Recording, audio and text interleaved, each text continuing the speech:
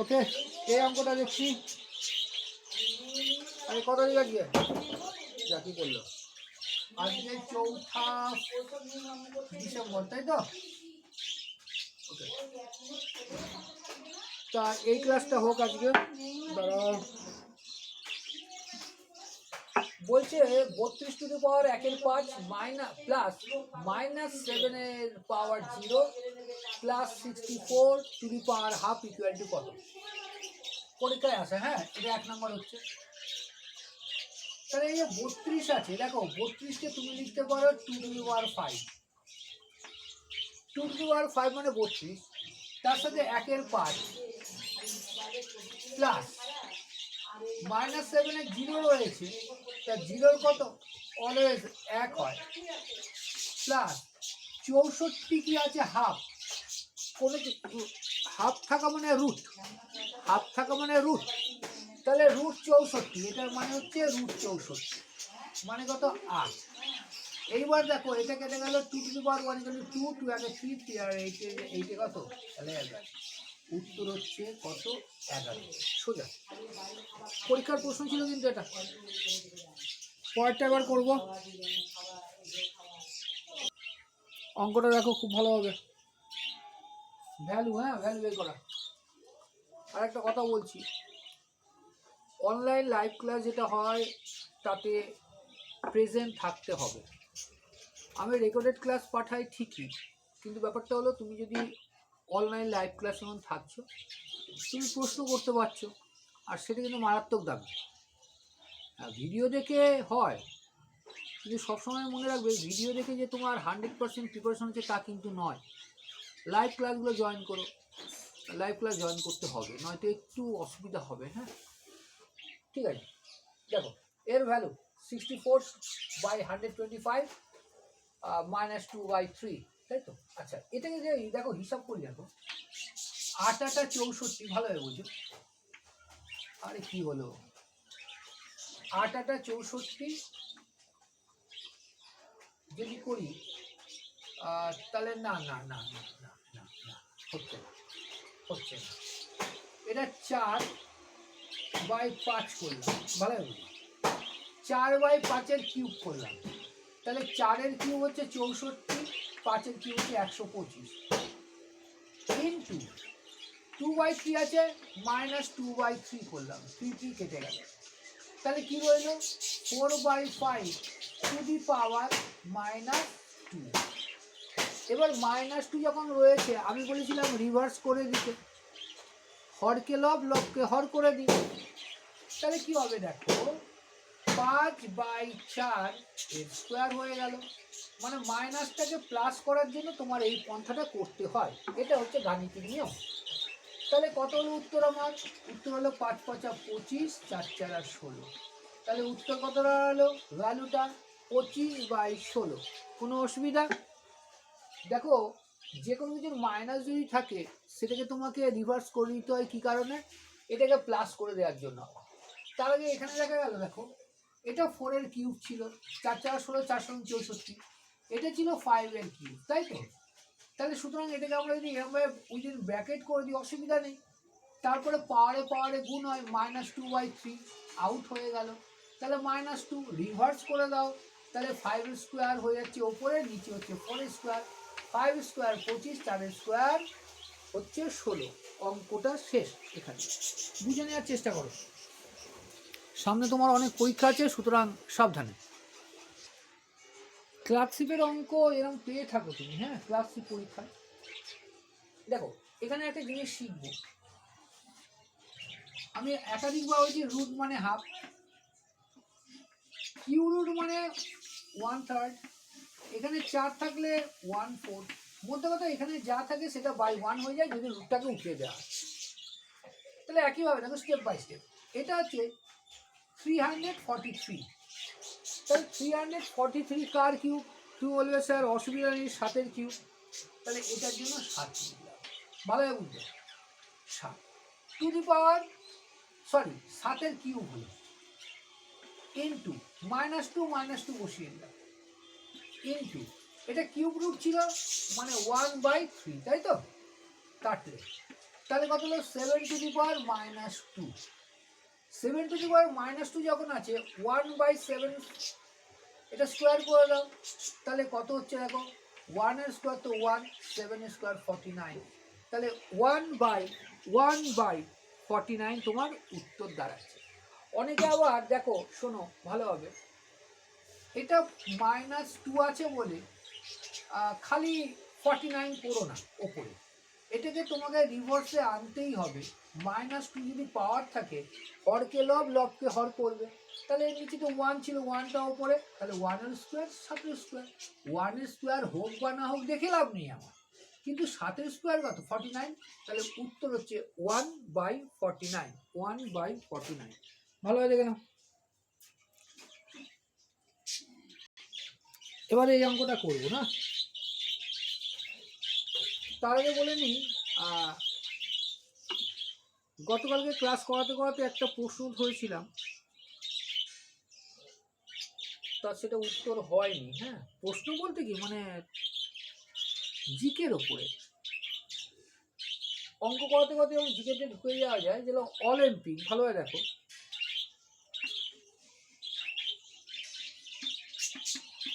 Olympic, তাই তো? অলিম্পিকে যদি ছবি দেখি আমরা, লোগোটা এই টাইপের,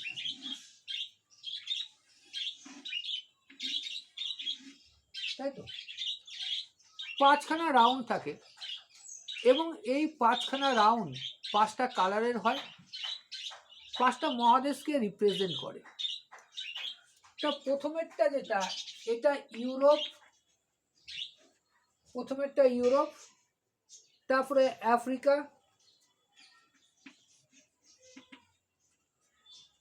বানানটা পুরো লেখা যাচ্ছে না, যা শোনো, আমেরিকা, এশিয়া,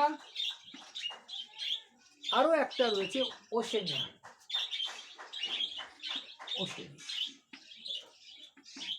তার মানে এই 5টা যে রাউন্ড পেলাম, এক একটা রাউন্ড এক একটা মহাদেশকে রিপ্রেজেন্ট করে এক একটা। এবার যেটা কথা হচ্ছে, এই 5টা যে রিং, 5টা রিংয়ের আবার 5টা কালার আছে। কি কালার? নীল রং যেটা, এটা হচ্ছে ব্লু, নীল রং। তাহলে নীল রং রিপ্রেজেন্ট করে কাকে? নীল রং ইউরোপকে। হলুদ রং আমাদের এশিয়াকে, হলুদ রং আমাদের এশিয়া। আচ্ছা, আফ্রিকা কালো রং, এটা কালো রং।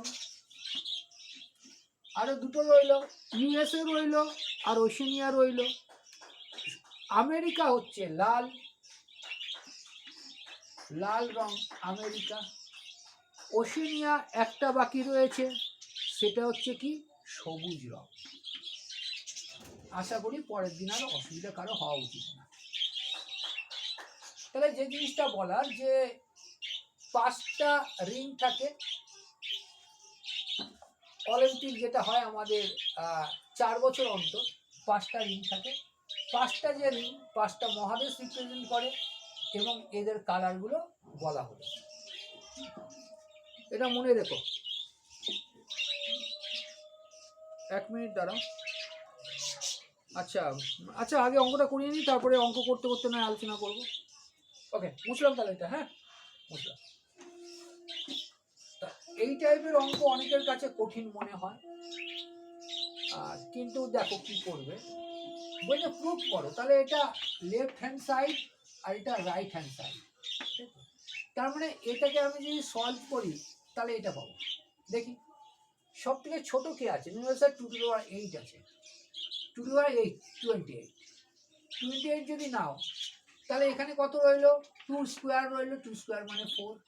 এখানে 2^1 রইল মানে 2, আর এখানে 1 মানে 1। নিচে আসি, নিচে 2^29, ছোট ছোট নেবে, তাহলে 29 আর 31 আছে 2, 2 মানে 4, প্লাস এখানে 1 আছে মানে 2 মাইনাস 1। এই তো, তাই না? তো এই তো। এইবার দেখো, ভালো লক্ষ্য করো, দেখো সূচক যদি পায় তাহলে কি করবো, দেখো ভাগ আছে বেস 1, বেস 1 যদি ভাগ থাকে তাহলে তুমি কি করেছো, বেস 1ই রয়েছে, ভাগ করে বিয়োগ করেছো 2^1, বুঝতে পারলে না? এটা আবার বোঝাচ্ছি, রয়েছে 2^28 বাই 2^29, তাহলে এর মান কত, মান কত? তাহলে হিসাব মতো দেখো, যদি এরকম করো, দেখো 28 তো চলে গেছে, বাদ নেই, এখানে 1 রয়েছে, 2 কাটা, তাই তো? তাহলে 2 কাটা, 2^28 and 2^29 রয়েছে, বেস সেম রয়েছে, বেস সেম মানে 2, এবার বিয়োগ হয় 29 বিয়োগ 28 2^1, যেহেতু এটা বড় নিচে আছে তাই 2^1 নিচে হয়েছে, তাহলে ওপরে 1, নিচে 2^1 ইন্টু, এখানেও ইন্টু, 4 আর 2 6 কে 7 ইন্টু 7, 4 আর 2 6 একে 5 ইকুয়াল টু 7/10, এই যে 7/10 চেয়েছেও তো 7/10, তার মানে এটা proven, left hand side equal to right hand side, এটা হচ্ছে প্রুভেন। এইবার দেখো আরেকটা জিনিস, যখন কন্টিনেন্ট পড়া হচ্ছে প্রায়শই প্রশ্ন আসে কোন মহাদেশে কতগুলো রাষ্ট্র রয়েছে, কোন মহাদেশে কতগুলো রাষ্ট্র রয়েছে। মনে রাখবে আফ্রিকা, এখানে 54টি রাষ্ট্র রয়েছে সর্বাধিক, আফ্রিকাতে 54টি, এশিয়া তারপরে আছে 48টি রাষ্ট্র, তারপরে ইউরোপ, এখানে আছে 44টি, তারপরে নর্থ আমেরিকা 23, নর্থ আমেরিকা 23, তারপরে চলে যাবো সাউথ আমেরিকা, সাউথ আমেরিকায় যখন যাব তখন 12টা,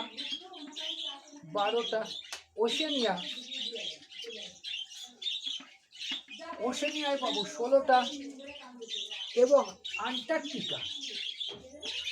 আন্টার্কটিকা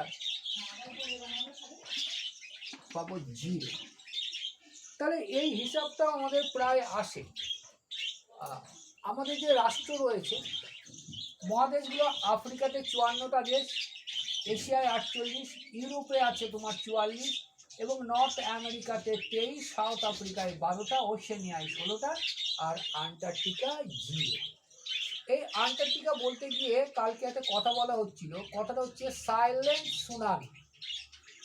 কালকে কথা বলছিলাম সাইলেন্ট সুনামি। তাহলে সাইলেন্ট সুনামি জিনিসটা কি? সাইলেন্ট সুনামি হচ্ছে, দেখো সুনামি মানে আমরা জানি, আমরা পড়েছি, ভূ অভ্যন্তরে যদি আলোড়ন সৃষ্টি হয় এবং সেটা যদি সমুদ্রের নিচে, সমুদ্রের পৃষ্ঠে হয়, তাহলে প্লেট দুটো কি বলবো, একে অপরের কাছে এগিয়ে আসে বা পিছিয়ে যায় একে অপরকে।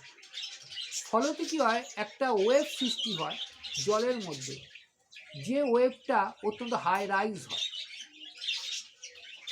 এবং সুনামি ধরার একটা জিনিস আছে, দেখো বলছি, মনে রাখবে সুনামি কি করে ধরা হয়। ভূমিকম্প হলো, জল উত্থিত হলে, খুব ভালোভাবে দেখো, এই সাগর পাড়ে জলটা এরম ভাবে উত্থিত হয়, তার মানে এইটা তো সাগর, এই সাগরের জলটা টান করে এরম করে এখানে উঁচু হয়, এবং উঁচু হয়ে যখন জলটা আবার নিচে নামছে তখন বিশাল আকারে ঢেউ নিয়ে আছড়ে পড়ে, বিশাল আকারে ঢেউ নিয়ে আছড়ে পড়ে কোথায়, সমুদ্র পৃষ্ঠে। এটা সুনামি। কিন্তু বলা হচ্ছে সাইলেন্ট সুনামি। সাইলেন্ট সুনামি হচ্ছে, আসতে রেখে, সাইলেন্ট সুনামি হচ্ছে যখন দেখা যায় বড় বড় কি বলে, বরফের পাহাড়, টোটালি বরফের পাহাড় মানে টোটালি বরফ, গ্লাসিয়ার, তা পুরোপুরি বরফ। গ্লাসিয়ার যদিও আমাদের পর্বত হয়, এখানে পুরোপুরি আন্টার্কটিকায় আমরা যেতে পারি, দেখতে পারি বিশাল বড় বরফের পাহাড় ধসে যায়, ধসে গিয়ে সেটা কোথায়, সমুদ্রের জলে পড়ে। সমুদ্রের জলে পড়ার ফলে ওই জলটা বিশাল একটা ঢেউয়ের সৃষ্টি করে, এবং এই ঢেউটা আছড়ে পড়ে সমুদ্র পৃষ্ঠে। এটাকেই বলা হয় সাইলেন্ট সুনামি। Silent tsunami. এই যে সুনামি শব্দটা মেনলি জাপানি শব্দ, আর ওখানে ম্যাক্সিমাম টাইম ভূমিকম্প হয়, কারণ আগ্নেয় মেঘলা, রিং অফ ফায়ার ওখানে। তা জাপান দেশে যথেষ্ট ভূমিকম্প হয়, ওরা সুনামিও একাধিকবার ফেস করেছে। হলো, তাহলে সুনামি দুটো, একটা সাইলেন্ট সুনামি, একটা এমনি সুনামি। তা সাইলেন্ট সুনামি মেনলি আন্টার্কটিকা অঞ্চলে যখন বরফপাত হয়, প্রচণ্ড মাত্রায় বরফ দিয়ে ধসে পড়ে সমুদ্রে, তখন সুনামিটা সৃষ্টি হয়। হলো, এটাও কালকে ধরেছিলাম সাইলেন্ট সুনামি, তাই তো? এইবার যেটা বলবো, আবার অঙ্কে ফিরে আসি, আমরা। অঙ্কটা করো, খুব সুন্দর অঙ্ক। আচ্ছা, অঙ্কটা করার আগে আমরা একটু জিকে পড়ে নিই। আর একটু, সমাধিস্থল প্রায়শই চাওয়া হয়। তাহলে আমাদের যে বড় বড় নেতা মন্ত্রীরা রয়েছেন, নেতা মন্ত্রী বলতে mainly prime minister and president of India, এদের সমাধিস্থল প্রায়শই পরীক্ষায় এসে থাকে। তা মহাত্মা গান্ধীর সমাধিস্থল রাজঘাট, দিল্লি। জওহরলাল নেহরুজির শান্তি ভবন, ইন্দিরা গান্ধীজির শক্তিস্থল, রাজীব গান্ধীজির বীরভূমি, গুলজারিলাল নন্দাজির নারায়ণঘাট, লাল বাহাদুর শাস্ত্রীজির বিজয়ঘাট, বি আর আম্বেদকরজির চৈত্রভূমি, চৌধুরী চরণ সিংজির কিষানঘাট, জ্ঞানী জয়ল সিংজির একতা স্থল, মোরারজি দেশাইজির অভয়ঘাট, জগজীবন রামজির সমতা স্থল, প্রমোদ মহাজন, তিনি বিজেপির নেতা ছিলেন, শিবাজি স্থল, রাজা রামমোহন রায়, সকলেই জানি আধুনিক ভারতের পথিকৃৎ বা pioneer of modern India, Bristol ইংল্যান্ডে ভিপি সিং জি, তিনিও প্রধানমন্ত্রী ছিলেন, এনার হচ্ছে সঙ্গম এলাহাবাদ। তা মহাত্মা গান্ধীজির সম্বন্ধে তো জানা আছে, তবুও না বললেই নয়। এনারা সেই সময় ইংল্যান্ডে গেছিল বিদ্যা অর্জনের জন্য। যারা গেছিলেন তার মধ্যে মহাত্মা গান্ধী অবশ্যই একজন। তা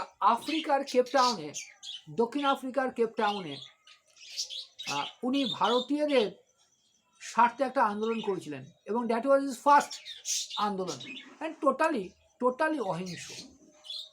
তা সাউথ আফ্রিকার প্রথম প্রেসিডেন্ট আমরা জানি নেলসন ম্যান্ডেলা, উনি গভীরভাবে অনুপ্রাণিত গান্ধী আদর্শে বা গান্ধীজমে।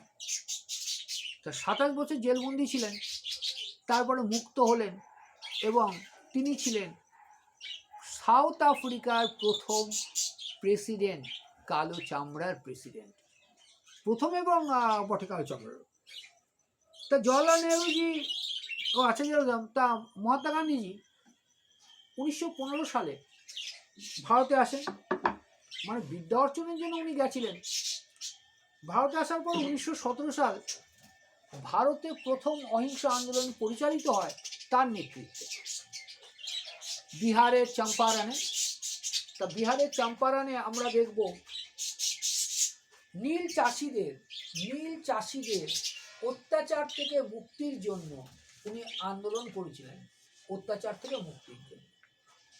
জওহরলাল নেহরুজি, তিনি তার আইনগত পেশা বা ব্যবসা এটাকে রেখে দিয়েছিলেন, মানে এখান থেকে উঠে এসে উনি পুরোপুরিভাবে উনি রাজনীতিতে আসেন এবং ভারতীয় স্বাধীনতা আন্দোলনের সাথে যুক্ত হন। একাধিকবার জেলে গেছেন, একাধিকবার জেল খেটেছেন। তার পিতা এখানে লিখিনি, অবশ্য তাকেও বলতে হয়, মতিলাল নেহরুজি, উনিও নামকরা আইনবিদ ছিলেন, আইনজীবী ছিলেন। উনিও কিন্তু ভারতের স্বাধীনতা আন্দোলনের জন্য তার অবদান রেখে গেছেন। ইন্দিরা গান্ধীজির কথা তো না বললে নয়, প্রথম মহিলা প্রধানমন্ত্রী। সব থেকে বড় কথা জানো, এটা আমরা অনেক সময় ভুল ভ্রান্ত শুনি। তার এডুকেশন নিয়ে তো কথা বলবোই না, ধারে কাছে যাওয়া যাবে না। অনেকেই কি ম্যাক্সিমাম ধারে কাছে যেতে পারবে না। উনি কিন্তু জওয়াহরলাল নেহরু যখন ছিলেন, জওয়াহরলাল নেহরুজি ওনাকে রাজনীতিতে আনেননি, যেমনটি রাজীব গান্ধীজি। সুতরাং প্রথম থেকে যে পারিবারিক সূত্রে রাজনীতি করছে তা কিন্তু নয়। তা ইন্দিরা গান্ধী যখন প্রধানমন্ত্রী হলেন, আমরা দেখব ভারতের প্রথম মহিলা যিনি বাজেট পেশ করেছিলেন উনি আমাদের এই প্রধানমন্ত্রী ইন্দিরা গান্ধীজি। প্রিয়দর্শিনী নাম, এটা রবি ঠাকুর দিয়েছিলেন, শান্তিনিকেতনে পড়তেন। এনাদের ডিগ্রি গুনে গুনে শেষ করা যায় না, অনেকে আছে ডিগ্রি দেখাতে পারে না, সেটা পরের কথা। রাজীব গান্ধীজি যদি কথা বলি, তিনি রাজনীতিবিদ ছিলেন না। 31শে অক্টোবর 1984 সাল যখন আততায়ীর হাতে ইন্দিরা গান্ধীজি মৃত্যু হয়, তারপরে ইনি আসেন এবং ইনি তখন কিন্তু কমার্শিয়াল পাইলট, এবং তার পাইলটরা রাজীব গান্ধীজিকে বলতেন কুল ক্যাপ্টেন। আমরা ক্রিকেটে দেখেছি ইনি ছিলেন কুল ক্যাপ্টেন। তারপরে যাক, লাল বাহাদুর শাস্ত্রী, বি আর আম্বেদকর তোমরা জানোই। আরেকটা বলবো, ভিপি সিং। এই যে ওবিসি আন্দোলন, ওবিসির যে কি বলবো ওটা, যে সংরক্ষণ মন্ডল কমিশন এনার নেতৃত্বে হয়েছিল। সুতরাং এনারা অনেক অবদান রেখে গেছেন, অবদান ভুললে চলবে না। তারও আগে চাকরি পেতে হবে, তার জন্য এদেরকে জানতে হবে। মনে রাখবে, চাকরি পাওয়াটা অত সোজা না, সোজা তোমাকে করে নিতে হবে। তোমার শিক্ষক যেভাবে তোমায় ট্রেন করবে সেভাবে তোমাদেরকে ট্রেনিংটা নিতে হবে, ক্লাস নিয়মিত করতে হবে। দেখো, এটাই আসি আবার, এটা কি অঙ্ক দিয়ে দিল, ওকে তাই হোক। এই অঙ্কটা করবো কি করে, দেখো, ভয় পাবে না, ভয় পাওয়া লাভ নাই গো, কিছু অঙ্কটা নেই, অঙ্কটা যা কিছু মজা এই যায়। তাহলে এটা 5 টু দি পাওয়ার x - 2 করি into 3 to the power 2x - 3 equal to 35কে যদি এবার ব্রেক করি, 35 না 135, তাহলে দেখো 5 ইন্টু 3 কিউব, মানে দেখো না 9 27, 9 27, 27 ইন্টু 5 ইকুয়াল টু 135। এবার কি করবে দেখো, ভালোভাবে দেখো, এখানে কি আছে 5, এখানেও 5 সমান চিহ্ন। তাহলে বলা যায় এরকম রয়েছে না, যদি ভাবি x - 2 equal to 5 to the power 1, yes or no? তুমি বলে হ্যাঁ স্যার আছে এটা। চলো না, এটাকে উড়িয়ে দাও, উড়িয়ে দিয়েছো, তাহলে কি আসবে দেখো, x - 2 ইকুয়াল টু 1। তাহলে x কত হবে, 2টাকে ওইদিকে নিয়ে যাও, তাহলে x equal to 1 plus 2 equal to 3। Clear আছে? ক্লিয়ার আছে? এটা গেল। তুমি বলে তাহলে স্যার এটা করো না, এটা 3 to the power 2x - 3 equal to 3 to the power 3, তাই তো? দেখো 3 3 চলে গেল, তাহলে কে রইল, 2x - 3 ইকুয়াল টু 3। 3টাকে ওই ঘাটে নিয়ে যাও, প্লাস 3, তাহলে x ইকুয়াল টু কত হলো, 6/2 ইকুয়াল টু 3। ক্লিয়ার আছে? একটু দেখে নাও,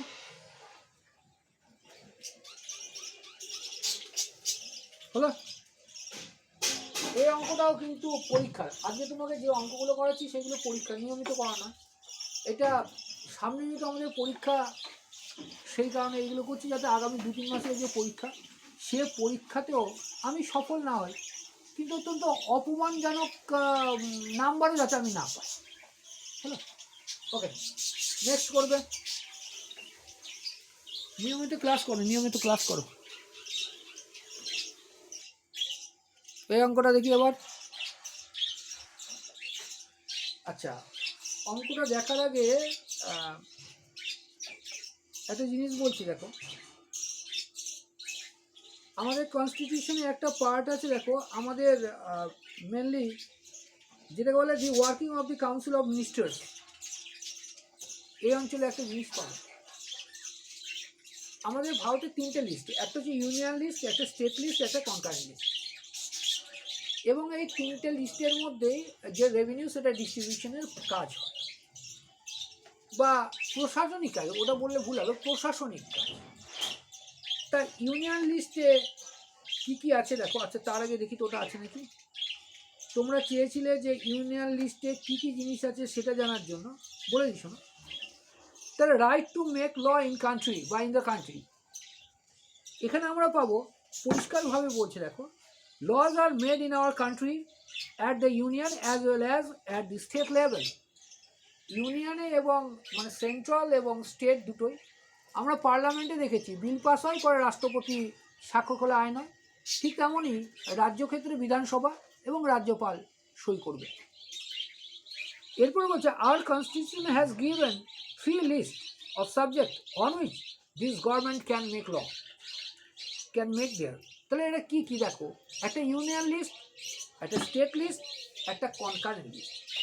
ইউনিয়ন লিস্ট হচ্ছে include this subject that are of national importance, রাষ্ট্রের স্বার্থ জড়িত, সেটা ইউনিয়ন লিস্টে।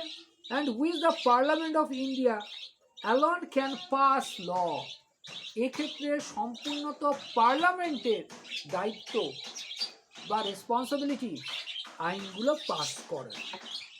There are 97 subjects under this law, 97টা সাবজেক্ট রয়েছে এখানে।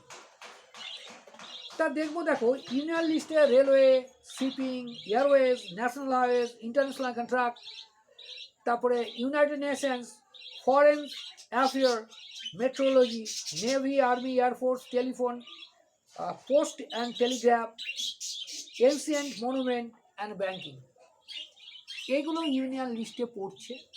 এগুলোর জন্য যেটা নীতি নির্ধারণ সেটা পার্লামেন্ট করবে, তার মানে এটা হচ্ছে সম্পূর্ণত ইউনিয়নের বিষয়। দ্বিতীয়টা আসছে সেটা হচ্ছে state list, include the subject that are of the local and regional importance and on which the state legislative can make law. তাহলে যেগুলো লোকাল, রিজিনাল অথবা লোকাল ইস্যুস রয়েছে সেইগুলোর ওপরে আইন করবে কে? বিধানসভা। There are 66 subject and in 7 schedule, এটা 7 শিডিউল আছে 66টা সাবজেক্ট। এর মধ্যে মেনলি কী আছে? পুলিশ আছে, প্রিজন আছে, ল কোর্টস আছে, হসপিটালস অ্যান্ড স্যানিটেশন।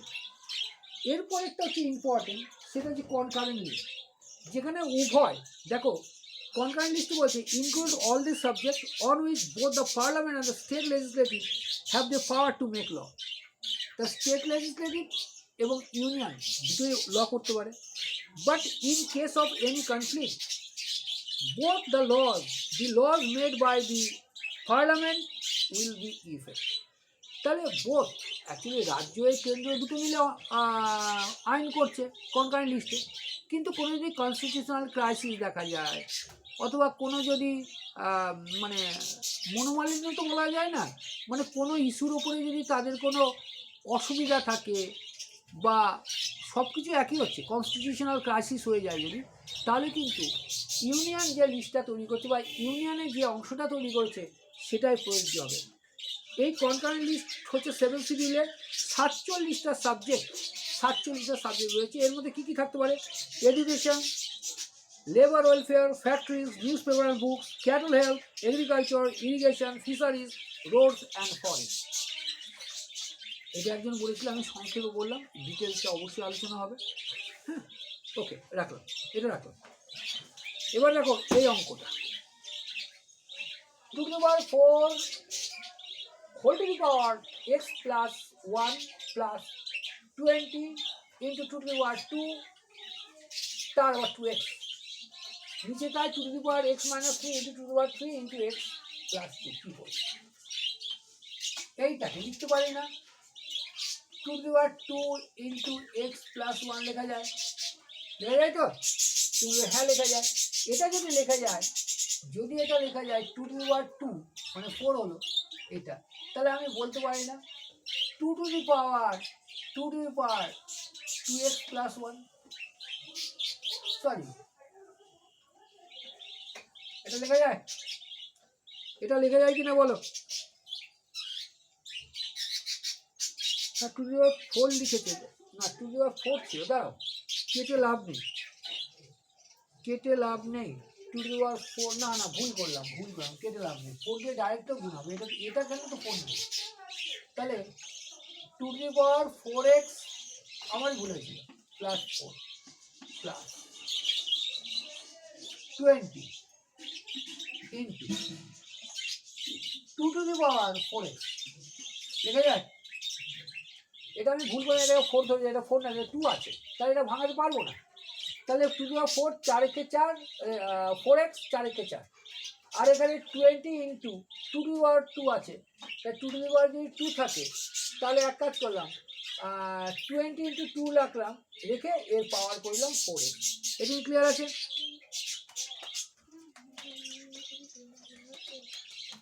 বলে এবার দেখো এটা কত আছে, দেখো এটা আর এটা বেস 1, তাহলে 2 নিলাম, x minus 3 plus 3x plus 6, এগুলো অসুবিধা আছে? এগুলো অসুবিধা আছে না বলো? অসুবিধা?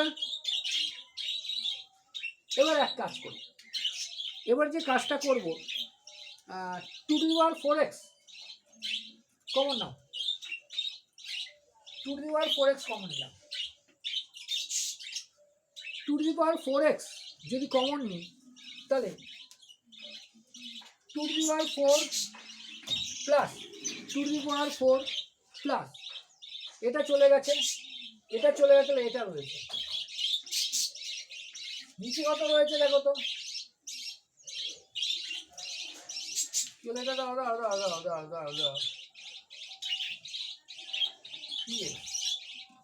আরে 33x, তো এটা হলো 2^x আর 3x 4x, তাই তো, আর এটা কত হচ্ছে, এটা হচ্ছে 3, এটা কি ক্লিয়ার? লক্ষ্য করে ভালো হবে, ভালো হবে। 2^4x 2^4x, এক কাজ করে এটাকে আউট করে দিই, আউট করেছ? তাহলে এবার কত হচ্ছে দেখো, এটা যদি আউট করো, এটা অ্যাকচুয়ালি তাহলে কত, 8 হতো, তাই তো, তাই দেখো 2 4 4 9 16, 16 প্লাস 20 ডিভাইডেড বাই, এটা 8 ছিল, 8, এই তো, তাহলে কত হলো 36/8, 4 9 9/2 এসছে, দেখো তো 9/2 এসছে কি? আচ্ছা এটা ভালো দেখো, এটার সাথে এটা কাটা গেল, কিন্তু এর পাওয়ারটা যেটা রয়েছে সেটা নিয়ে কিন্তু 8 হয়েছে, এটা আবার ভুলে যাও না, হয়েছে ওটা, এগুলো পাঠালাম, খুব ভালোভাবে দেখো, আর রাতে খুব প্রবলি ক্লাস হতে পারে, লাইভ ক্লাস, আর লাইভ ক্লাস অবশ্যই যুক্ত হবে। থ্যাংক ইউ, ভালো থাকবে।